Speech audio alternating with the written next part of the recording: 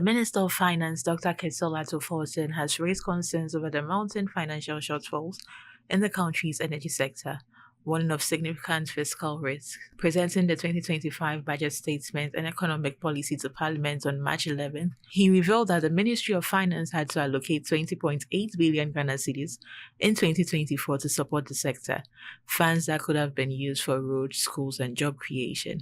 Despite this intervention, projections under the Energy Sector Recovery Program indicate that the sector's financing gap could rise to 35 billion Ghana cedis in 2025, with a cumulative shortfall for 2023 to 2026 estimated at 140 billion Ghana cedis, exceeding the total allocation for goods and services for all ministries, departments, and agencies in 2025 by over 20 times. Additionally, the minister highlighted the challenge of legacy debts owed to independent power producers, which stood at $1.73 billion by the end of 2024.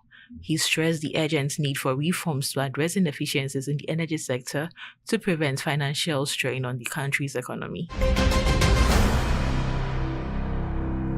The Minister for Energy and Green Transition, Dr. John Jinapor, has welcomed the commitment of Turkish company Synergy Company Limited to invest in Ghana's renewable energy sector. At a meeting held on Tuesday, March 11th, Synergy Company Limited, which specializes in solar and smart meter technologies, expressed its readiness to establish a manufacturing plant in Ghana.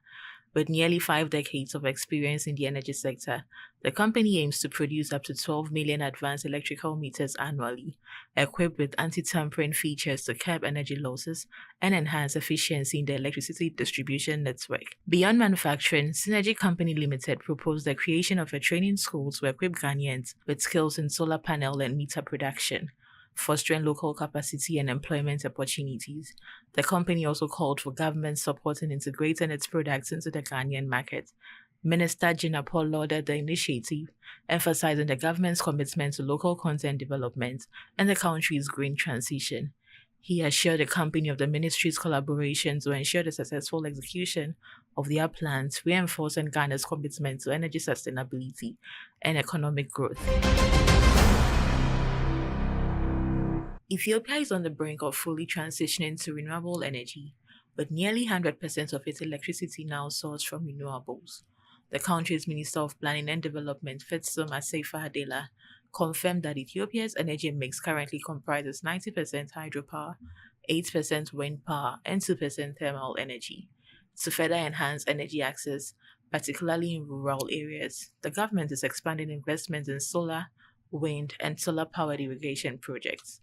According to the International Trade Administration, about 60% of Ethiopia's population currently has access to electricity, with the country's total generation capacity averaging 5,200 megawatts. The government remains committed to increasing energy production and extending grid access as part of its long-term sustainability goals.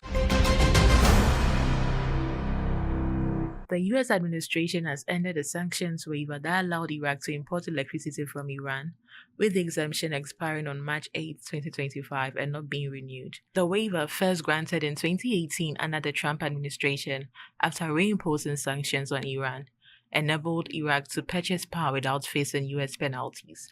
However, citing its maximum pressure strategy on Iran, the current administration has opted to let the waiver lapse, raising concerns over Iraq's already struggling power sector. Iraq has long relied on Iranian gas and electricity due to chronic shortages, and the decision is expected to strain its energy supply. While the expired waiver specifically covered electricity imports, it remains uncertain whether Iraq will still be able to import Iranian gas to fuel its power plants.